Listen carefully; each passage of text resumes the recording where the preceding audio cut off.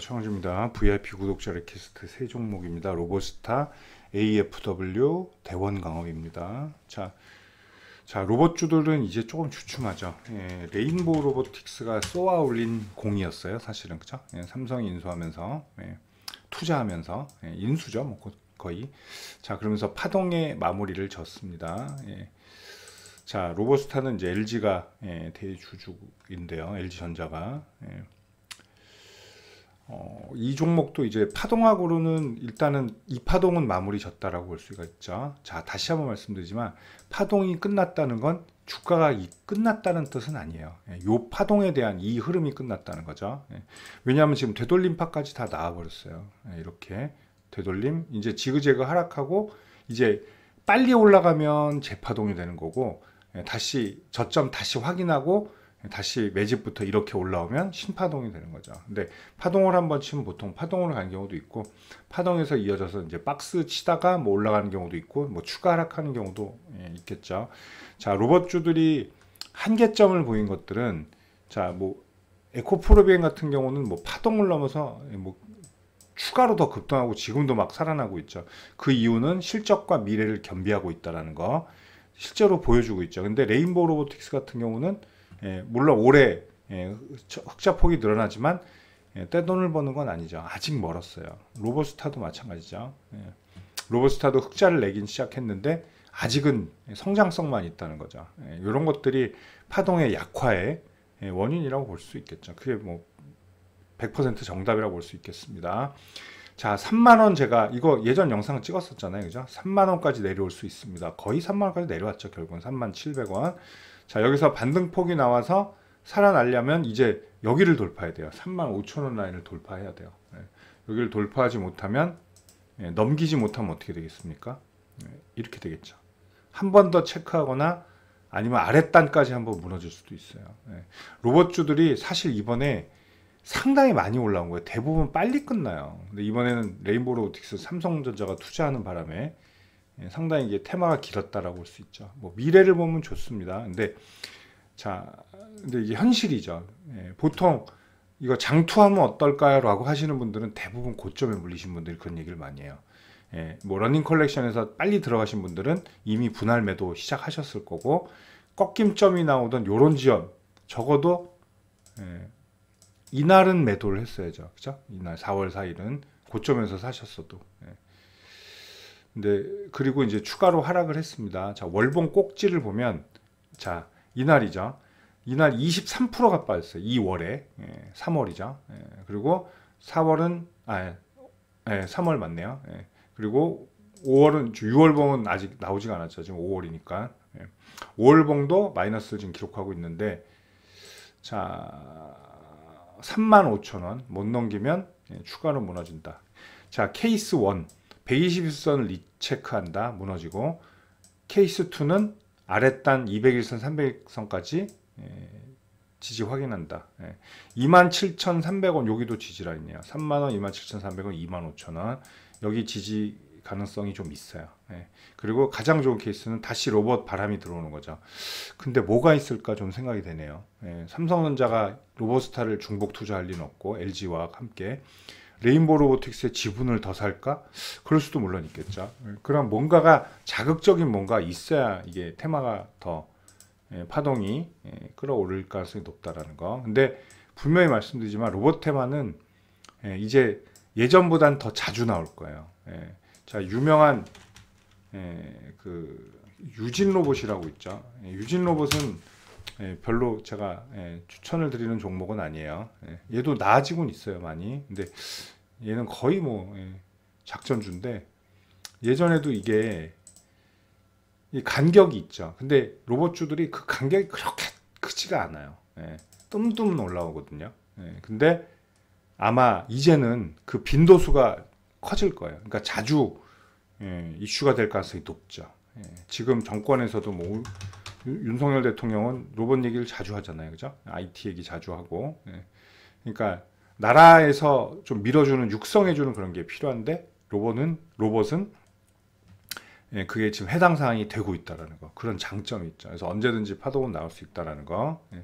자, 이번 흐름에서 35,000원을 넘기면 38,000원까지 일단 갈 확률이 높죠. 38,000원에서 여기는 이제 일단 퀘스천 마크로 둬야 돼요. 가는 힘을 봐야 되니까.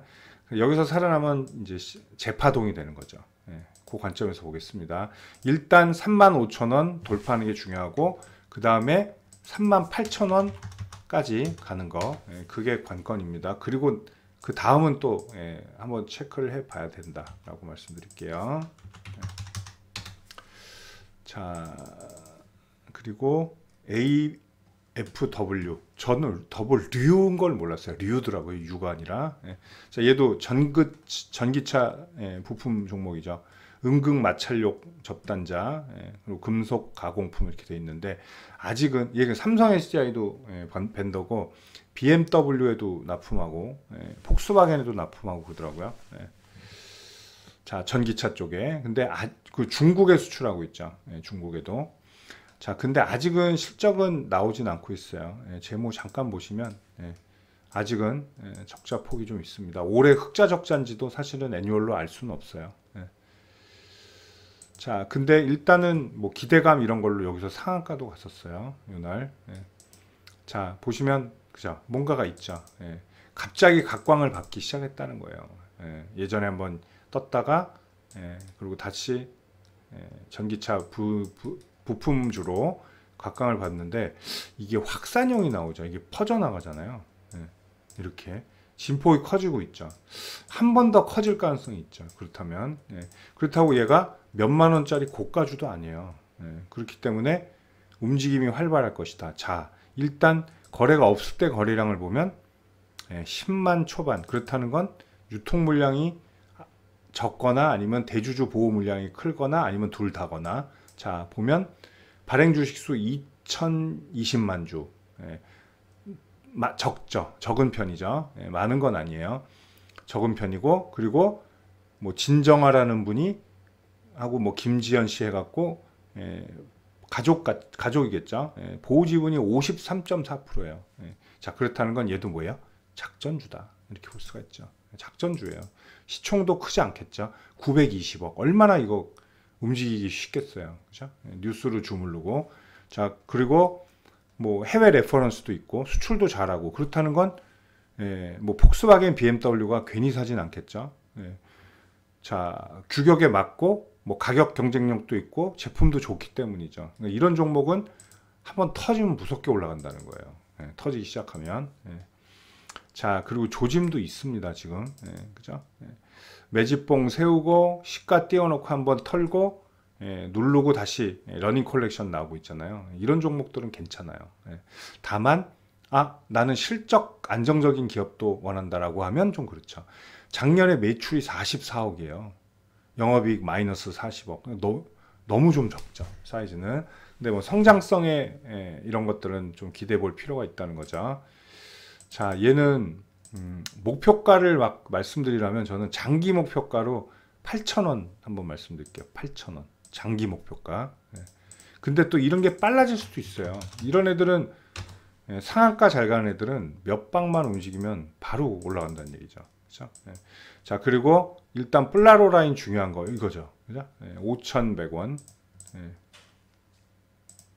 그리고 뭐 요건 이전 가지 저항들. 자, 5,100원. 그리고 요 라인이 거래량이 더 많이 터졌네요. 그러면 6,000원. 6,000원에서 지금 단기에 6,700원까지 악소 물량이 같이 있다라는 얘기인데, 분봉으로 한번 잘라 보겠습니다. 여기만 보면 되죠. 그쵸? 5,700원, 6,000원. 요 사이에 악성 물량이 많죠. 자, 그렇다면 그러니까 5,700원부터네요. 그죠? 5,700원에서 6,000원까지. 여기는 단기 악성 물량이 많다는 거. 거래량 많아서. 요것만 통과하면 또 좋은 흐름 낼 수도 있습니다. 일단 확산형이라는 거, 그리고 작고 가볍다는 거, 움직이기 쉽다는 거, 그리고 바닥에서 거래량이 왕창왕창 터진다는 건 되게 긍정적인 흐름이다 라고 볼 수 있겠습니다. 자, 이렇게 보시면 되고, 장기는 8,000원인데 이런 게 또 빨리 갈 수도 있어요. 반면에 너무 성적이 안 좋으면 적자폭이 그래서 혹시나, 혹시나. 자, 근데 부채가 워낙 적어요. 그래서 뭐 유중 같은 거 안 볼 것 같은데 제가 지금 부채를 봤는데 부채가 2%예요. 2%. 빚이 없죠. 그냥 자기 돈으로 운영한다고 보시면 돼요. 자산 670억, 부채 15억. 이건 아예 없는 거죠. 자본 660억. 재무 건전성도 좋네요. 자, 괜찮은 기업입니다. 어쨌든 자, 목표가 드렸고요. 자, 그 다음에 이제 대원강업인데 자동차주들은 이제 신나게 좀 올라오다가 좀 멈칫하죠. 뭐 SL 이런 종목도 많이 올라왔고, 뭐 성화이텍 이런 것들도 자동차 종목들이 부품주들이 실적 어마어마하게 좋은데 굉장히 못 올라왔죠. 자, 현대모비스는 사실 아직도 못 올라오고 있어요. 아직도 완전 바닥라인이잖아요. 자동차 부품주들은 대부분 저평가 종목들이라는 거. 자, 대원강업도 뭐 최근에 급등한 것 같지만 사실 얘도 BPS 높을 거예요. 8,000원이네요. 아직 기업 가치도 못 올랐어요. 자, 실적이 나쁘지도 않고 당연히. 자, 이 사이즈에서 4,000원대 종목이 작년에 영업이익 220억, 매출 1조. 자, 뭐 추가 상승에 이것도 필요한데 지금은 정확히 N자 꺾임이 나오고 있죠. 자, 그렇다는 건 N자 꺾임이라는 건 중요한 지지선이 여기가 되면 안 된다는 거예요. 여기 내려오면 깨졌다는 얘기죠. 4,000원을 오면 안 돼요. 얘는 4,000원 오면 안 됩니다. 자, 오는 방법은 있죠. 막 갑자기 뭐 시장 이상한 일이 나서 미국이 디폴트가 났어요. 그럼 올 수도 있어요. 그런 특이한 악재가 오면. 근데 정상적인 범위 내에서 4,000원이 오지 않아야 돼요. 얘는. 그리고 미리 좀 꺾을 필요가 있어요. 그래야 N자의 완성이 된다. 이렇게 되면 안 되고 이 정도에서 꺾어야죠. 한 4,200원 뭐 이런 데서 꺾어주는 게 좋습니다. 자, 그리고 최악의 경우가 될 때는 어떻게 되냐? 이 갭라인까지 밀릴 수도 있어요. 그러면 헤드앤숄더로 바뀌겠죠. 이렇게. 여기가 없었네요. 그죠? 그럼 여기서 나타났다는 얘기죠. 이렇게. 그렇다면 끼케야 올라오면 4,600원에서 한번 죽는다. 그러나 이건 단기적인 관점이고요. 좀 중장기적인 관점에서는 자동차 부품주들이 굉장히 좋을 확률이 높죠. 왜냐하면 현대차, 기아가 계속 승승장구하고 있기 때문이에요. 자, 그리고 대원강업은 그거잖아요. 그 현대가 거죠. 현대백화점이 투자한 걸로 알고 있는데, 맞죠. 현대 GF홀딩스, 현대홈쇼핑, 얘네만 지금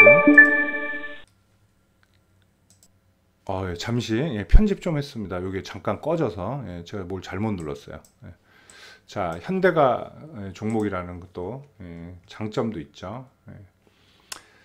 자, 2차 전지 쪽에, 전기차 쪽에도 강력한 드라이브를 하고 있기 때문에 좀 기대가 된다. 이렇게 볼 수가 있습니다. 얘도 여기 앞전 고가는 돌파하리라고 보는데 케이스 두 가지로 일단 말씀드릴게요. N자 꺾을 때랑 헤드앤숄더가 일어났을 때. 헤드앤숄더가 일어나면 시간이 훨씬 더 낭비하는 거고 N자면은 금방 이전 고가 돌파 가능성이 높다라는 거 말씀드리겠습니다. 자, 여기도 월봉에서도 보시면 이제 이렇게 그죠? 살아나는 분위기예요. 꼭지 계속 있고. 근데 이런 애들은 그냥 제가 매매하면 저는 그냥 5,000원에서 털 것 같아요. 5,000원에서 일단 털고 조정 볼 것 같습니다. 왜냐면 왜 그거 있죠? 얘는 뻔하네. 뻔하네. 보통 거기서 저항을 많이 받는구나. 그럼 일단 털고 조정 오면 사는 거고 안 오면 그거 할 수 없는 거다. 이런 식으로 대응하는 게 맞는 것 같아요. 자, VIP 구독자 이렇게 세 종목이었습니다.